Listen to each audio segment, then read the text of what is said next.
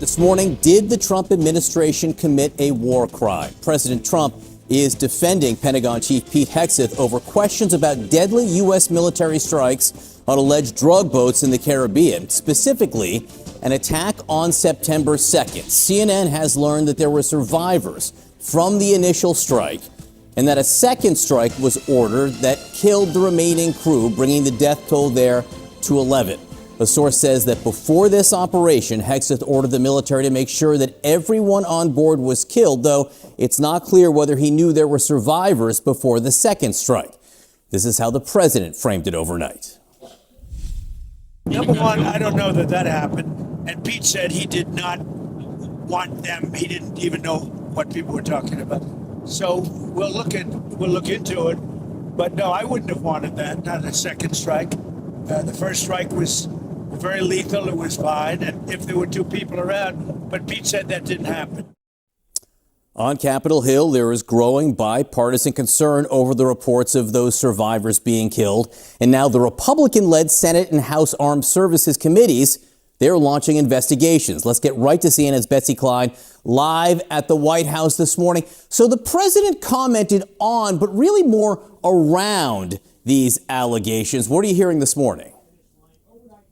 Yeah, John, major questions for the White House this morning as to whether they committed a war crime. Our colleague Natasha Bertrand over at the Pentagon reported over the weekend that the U.S. military carried out a second follow-up strike on an alleged drug vessel in the Caribbean on September 2nd after the first strike did not kill everyone on board. Now, sources familiar with the matter say that when the initial strike appeared to disable the boat and kill people, it was assessed that there were survivors. That second attack killed the remaining people on board and sunk the ship. Now, one of the sources says that Defense Secretary Pete Hegseth ordered the military before the operation to ensure that it killed every single person on board, but it is not clear if he knew whether that there were survivors before the second strike took place. Lawmakers on Capitol Hill now say that this may constitute a war crime. Listen.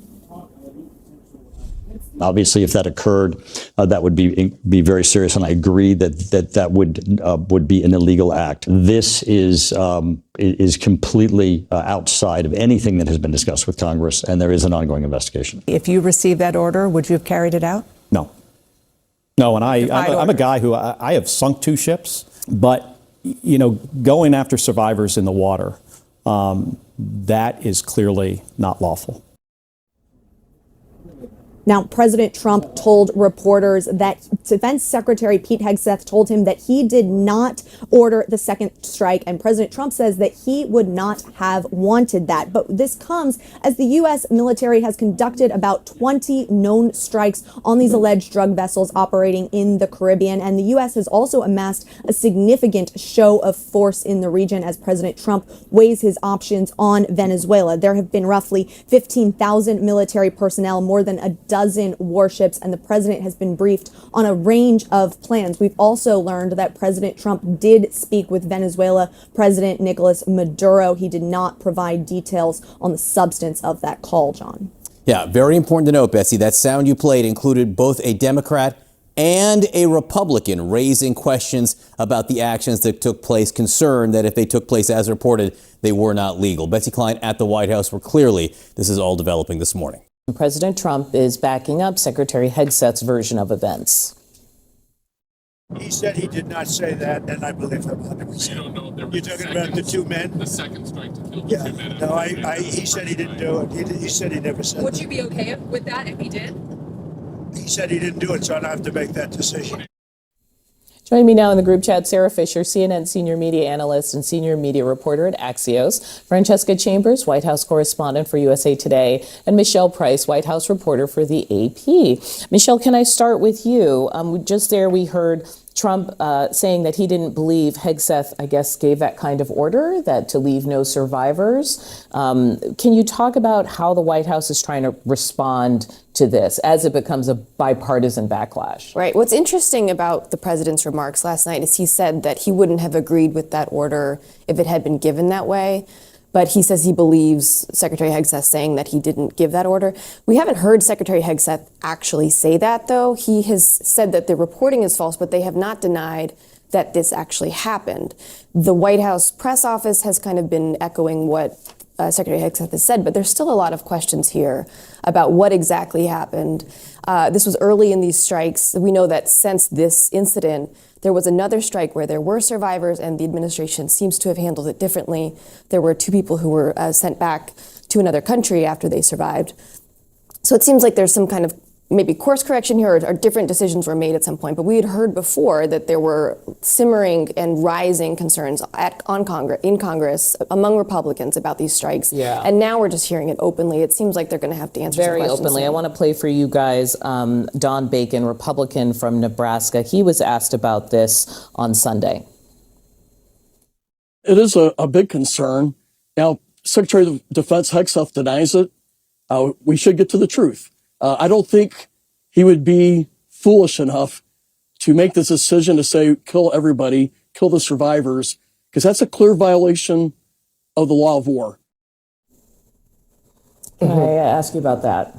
Well, the reporting was that he had said that before the strike took place in the first place, as I understand it. So when the president is saying that he never said that, he denies having said to do that, that's where I think some of the confusion is coming from in this. With respect to Venezuela itself, you know, the president also, when he was on Air Force One last night, was asked about whether or not he spoke to Maduro, and he said that he did, but he didn't want to give additional details of what took place in that conversation. That's obviously something else that we're going to want to watch very closely, because he had said in the lead up to all this that he was going to speak with him. He also said he was going to close the airspace over Venezuela. Maduro he was in Caracas. We were reporting so did something happen in that conversation that would have changed the president's calculus here about whether or not he wants to make land strikes? We don't know yet. Yeah, Sarah, there's 2 reasons why we're talking about this today, and I think why Americans would care about it is, one, there has been a question about whether or not we are effectively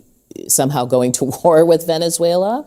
But 2, you saw Mark Kelly there. Democrats just finished getting in a battle saying, hey, troops, pay attention to unlawful orders, illegal orders. And then you have various Republicans coming out and saying, was this unlawful? Was this illegal? It feels like it sort of undermines what the White House has been saying. The wording matters a lot here, Audie. When you say we're in a war on drugs, one of the things that Republicans have come out and said is, if this is something that you're going to characterize as a war, that's why we're going to view these as war crimes. So you don't get to have it both ways.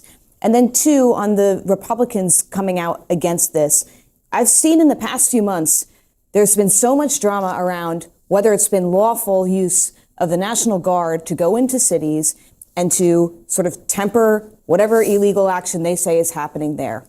You feel this sense that the military is being used for political purposes, broadly speaking, whether it's here at home or it's internationally. And I think Democrats are seeing that as a key issue ahead of the midterms next year. It plays into this issue that was a winning one for them around preserving democracy. And so I think that they're going to continue to hone in on that. Republicans, of course, hate that narrative.